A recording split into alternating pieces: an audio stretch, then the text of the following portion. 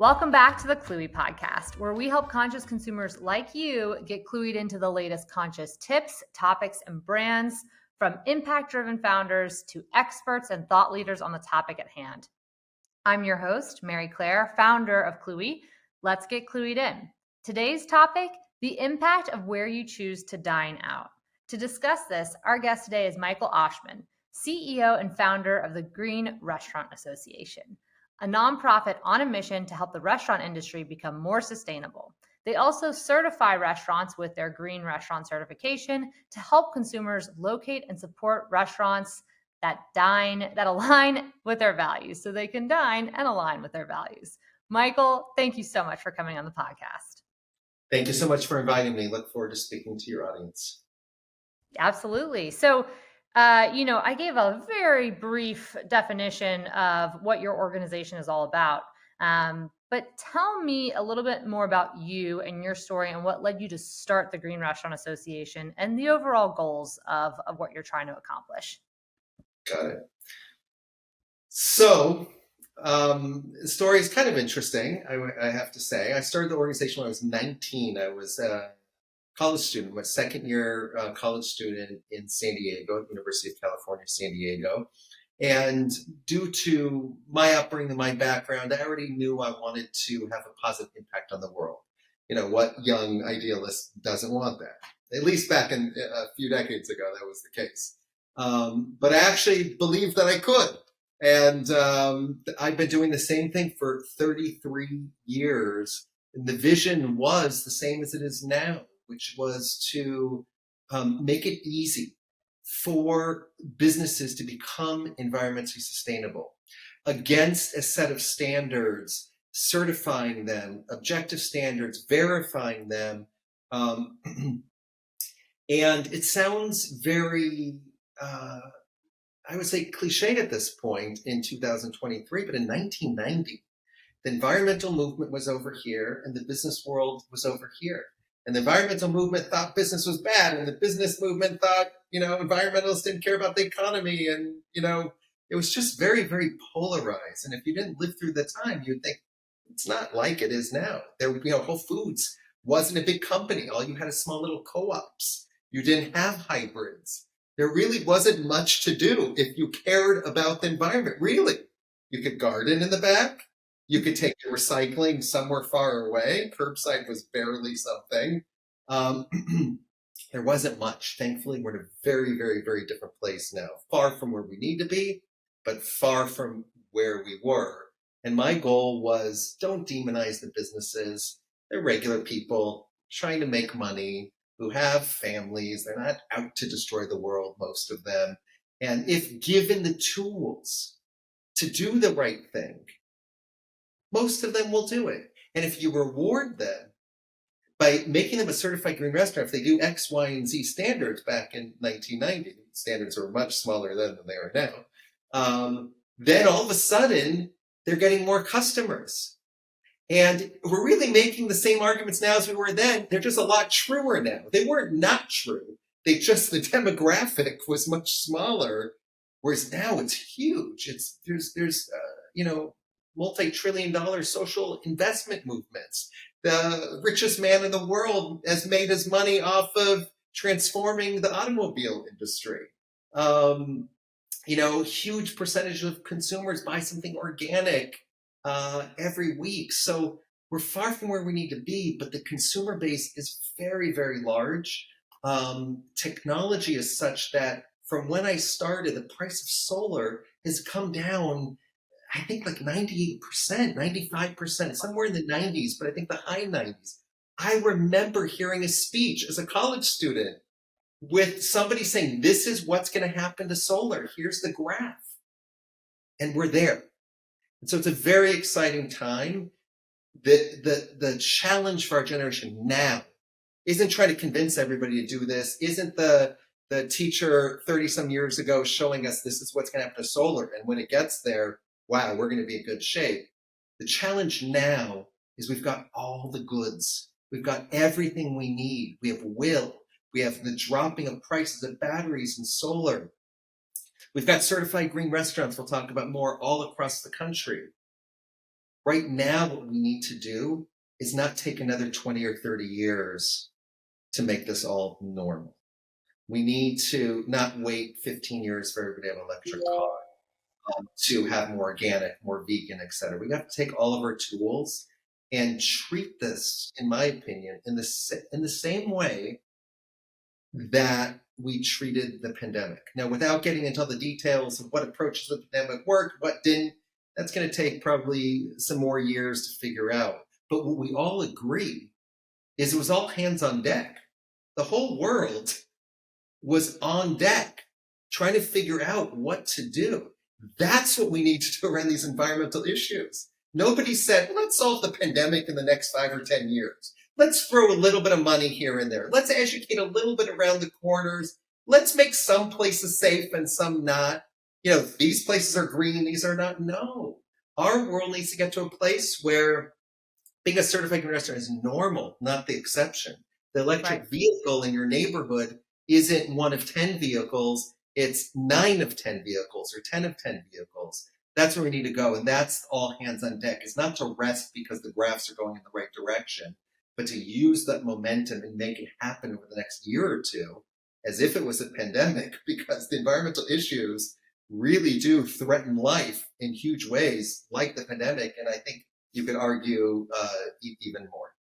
Yeah, absolutely. And, you know, I think it's fascinating getting to have you on our podcast because to your point and hearing your story, I mean, you've been on this train now for some time and you've seen the transition happen. And, you know, for our audience, a lot of them are new to the concept of like, okay, how can I do better by people in the planet in my everyday purchasing? For me, even this is a newer concept. You know, it's not something that I started to do until about 6 years ago or so. And before that, I never thought twice about things like the impact of where I'm eating out or, you know, the impact of what t-shirt I'm buying from where and whatnot. So, you know, let's kind of bring our followers and listeners into that topic specifically as it comes to restaurants. A lot of folks, you know, now may think about where they shop for groceries, but not necessarily the impact of where they choose to dine outside of the home. So what are some of the impacts that the restaurant industry has on our environment that the average consumer probably just doesn't know? Okay. I'll be able to explain that in less than 4 hours. So I'll try to make it. The podcast is only 15 minutes. I'll throw out a few different facts. We have a great section on our website, and your consumers are also happy to receive emails and questions because I can't really do it justice in such a short time. But I'll throw out one statistic. If the restaurant industry just in the United States, 1 out of about 200 countries in the world, if the restaurant industry was its own economy, it'd be sitting at the UN anywhere from 11 to 17. You'd have the US and China and Russia and Germany and Japan and a bunch of other countries ahead of it, but you'd have about 185 countries behind it. The restaurant industry as an economy is larger than 95% of all the other countries on this entire planet. You might be asking, who cares? It's not an economy podcast. Well, the more money there is, the more consumption there is, the more carbon there is, the more pollution there is. So obviously, the bigger an economy is, the bigger the impact it is. So the restaurant industry in the United States is the largest consumer of electricity in the retail sector. People spend about half of their food budgets dining out. Those statistics alone should compel anybody to realize, whoa, I can affect the 11th to 17th largest economy, not by lobbying the government and making petitions, but by dining out just in my own country, by going to certified green restaurants, by telling my favorite restaurant's manager that I want them to become a certified green restaurant and giving our website, dinegreen.com, DINEGRDN.com. These are all things consumers can do to really change the industry. And if you go to our website and you go to certification standards, for those of you who are really interested in these topics, there's 7 categories: energy, water, waste, disposables, chemicals, food, and building. And within disposables, there's reusables, et cetera, waste reduction. There's 500 to 700 steps that can be done, not that have to be done to be certified. It's a menu, and they have to earn a certain amount of green points at level 1, 2-star, 3-star, 4-star, and there's badges like near zero waste or clean chemical badge or vegan or vegetarian badge within those various different standards. And so consumers, I'll give you just a story. When we started out a few decades ago, we literally, I was coming from the college world of letter writing back then. Email was very, very new and not prevalent. And so people would write letters or they make phone calls if they wanted to influence a business. And there literally was one person who either, I think it was a phone call, not a letter, made a call to one restaurant. And that one restaurant got off the phone and contacted us. And the way we know it, we were, how did you hear about us? Somebody just called us. That was a few decades ago. Consumers have even more power now between email and social media and phone calls. Because most consumers, I'm speaking to your listeners here, I'm speaking to you listening right now, most consumers do not call their favorite restaurants. They don't email their favorite restaurants. They don't text them. They don't message them on social media. That's good and bad. It's good in this situation because they're not bombarded that way. So if you call or email your favorite restaurant, whether it's a chain, obviously in a chain it will be more likely to get lost, your local restaurant less likely, but you say going through becoming more environmentally sustainable in a transparent way and getting certified and sending them our link, letting them know this is important to you. You buy some organic in your store and you try to drive a more sustainable vehicle, you want more options. And you really like their restaurant and you're really trying to spend your dollars in places that match your value, they will understand to retain your dollars going to them that they should become a certified green restaurant. That's my biggest message to your listeners, is that you have an incredible amount of power because most people don't say anything. So when that person 30 years ago made a phone call, it represented a lot of people. And so too, you can literally revolutionize the restaurant industry better than we can. We're the plumbers who will come in and we're going to fix things. We're going to help them create recycling and composting and get some more sustainable menu items. And then we're going to certify it, make it transparent, and communicate to you. That's what we're good at. But you can do something we can never do, which is express yourself as consumers of those restaurants. And as an organization, as a nonprofit, the leading nonprofit on this planet regarding restaurant industries and sustainability, we need you. We need you to call the plumber, if you will. The plumber doesn't just show up at a house. You need to let the restaurants know there's a leak on this planet. It needs to be fixed, and that we're a good plumber to do that. Otherwise, restaurants don't change unless there's quote unquote a squeaky wheel or Yeah, absolutely. Well, no, that's a very compelling message. And I think that, hopefully our listeners will certainly take that to heart and encourage their favorite businesses and restaurants in particular to check out your organization. Now, I have a question that's more personal to me. So I'm based in Louisiana. And you mentioned that you're in California. And I imagine that, certainly there's an element of higher concentration of green certified restaurants where you are than there might be where I am. How expansive, how many restaurants currently right now are certified and in how many states across the US? Good question. So I went to school in California. Our office has been based out of the Boston area for a good 15 plus years. Apologies for that. And our staff is based on the East Coast. We service about 47 states in the United States, plus Canada. And so we have restaurants all over, and our restaurants could be, airports.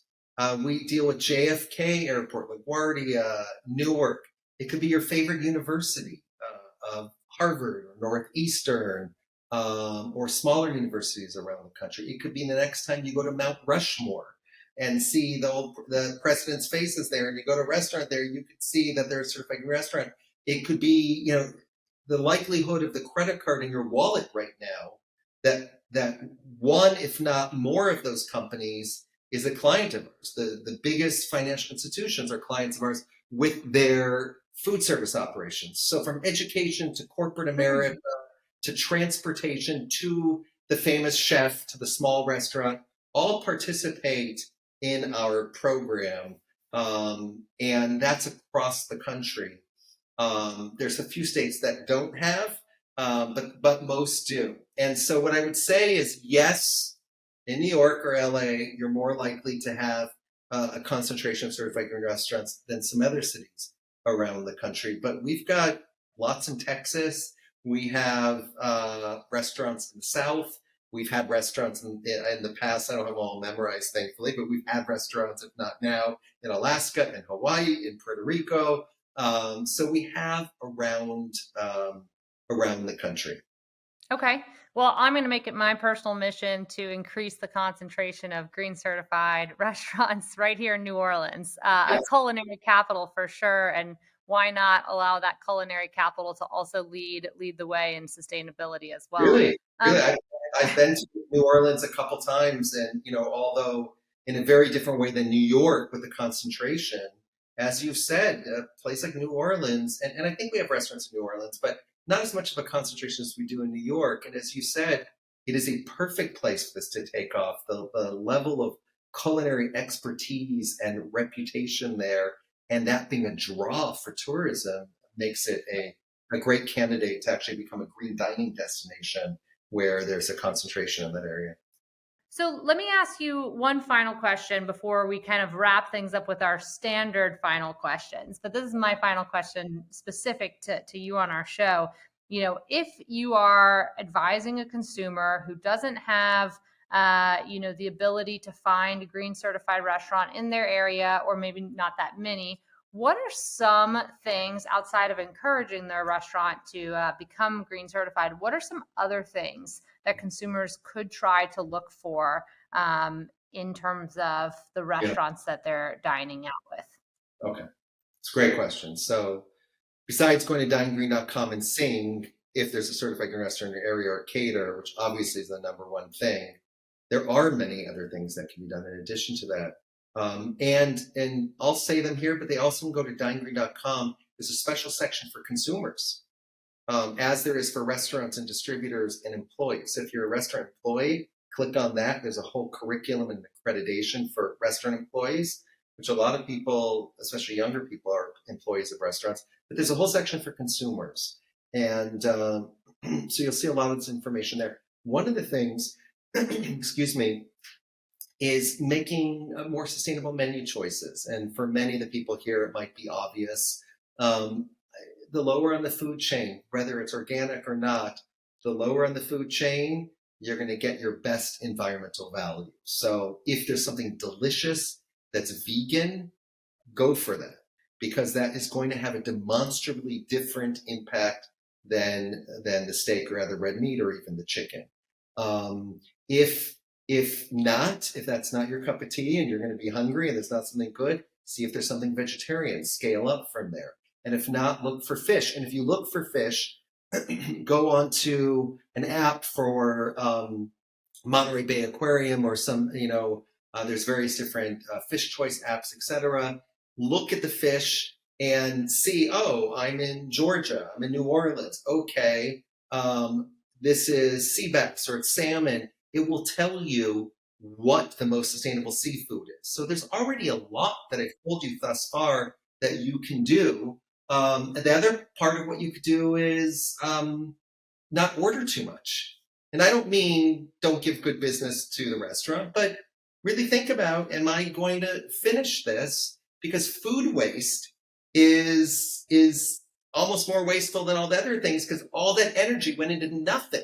Even if you're having something unsustainable, at least you're deriving a value from that. But if it's unsustainable and you're wasting it, there's absolutely no value for that. So be careful of over ordering and food waste.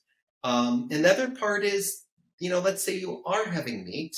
In that case, could be in some restaurants, there's an organic option. Choose the organic option if you can. So these are the different ways to scale on the menu side. On the takeout side, if you know the way that you eat is, even if you order the most minimal dish, you always have leftovers and you feel bad about leaving it there, but you also don't want to get a takeout container. Even if it's a decent one, it's still, going to be thrown away. Even if it's recycled, you want to reduce and reuse before recycling. So in that case, bring a nice little Tupperware with you in a bag. Love that. And when you're done with the meal, you don't even have to tell the waiter or waitress, can I get this or that? You have it in your bag or your purse or whatever you're carrying, and you open it up, put the stuff in, you put it in there, put it back in your bag, put it in your fridge when you come home, have it for lunch tomorrow. Depending upon who you're eating out with, you will either really impress them, you will impress the people you're eating with. One way or another, you will make an impact because it's not usual, but it's a big deal. Because then you can put it back, especially if you have an energy efficient dishwasher, you put it in there, put some green chemicals in there, and the impact of you using that reusable is teeny compared to even the most sustainable disposable, let alone probably the likely disposal you have. So those are just a few of the things. If you could take public transportation to your restaurant, do that. If you can walk to your restaurant, all these are on our site. But there's a lot that you can do. And then when you're at the restaurant and you're paying your bill, we used to have these cute little things called tip cards. And back in the day when more people used cash, you'd put the cash as the tip. And we'd also have these tip cards that said, I'm an environmentally responsible consumer. We'd really like your restaurant to become a certified green restaurant. And so instead of that worked really well when we were much more local in California. We're across the country and the continent now. But use your voice. That's the best time to do it. You're paying them.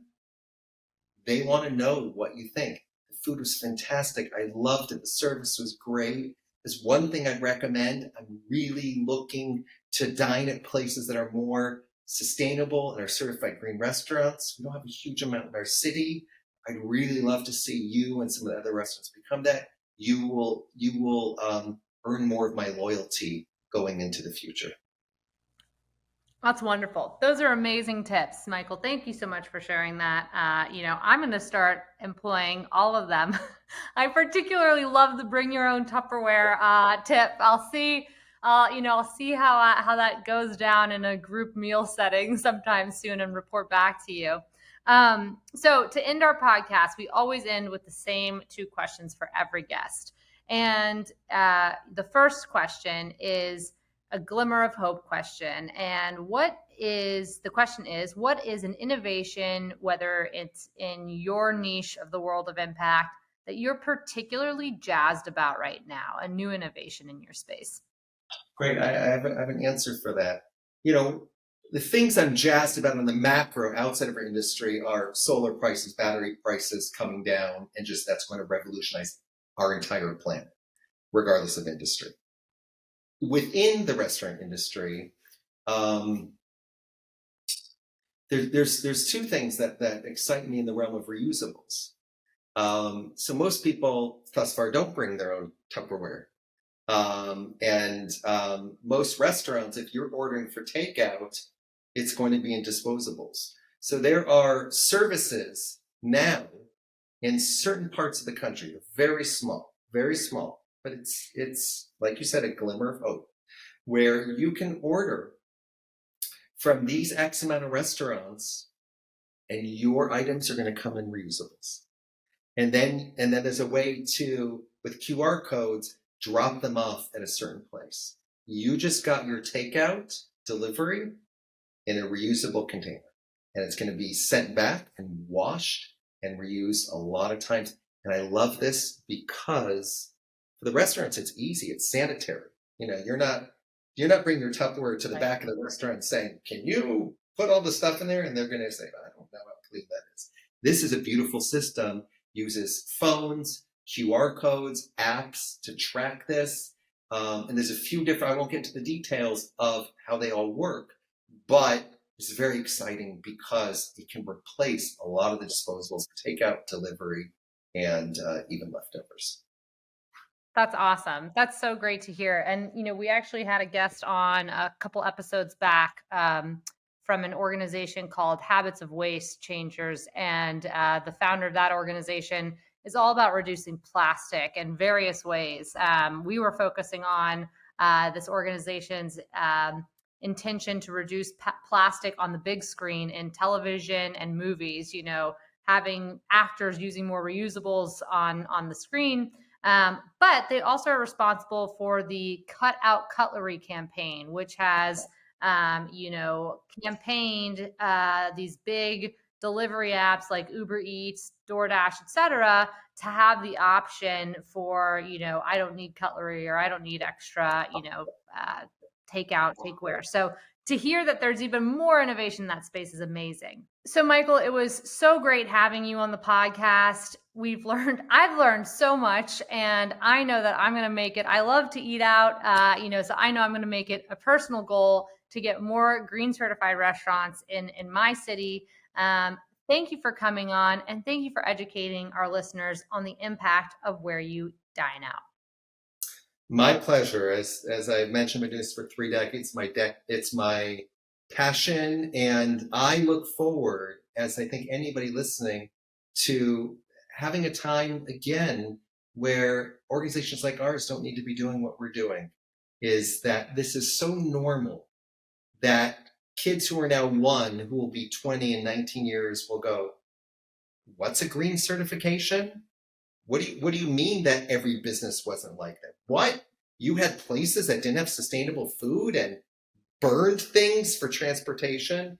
That's where we want to get to. Is the only purpose of the sustainability movement is to get this normal so we could pull out.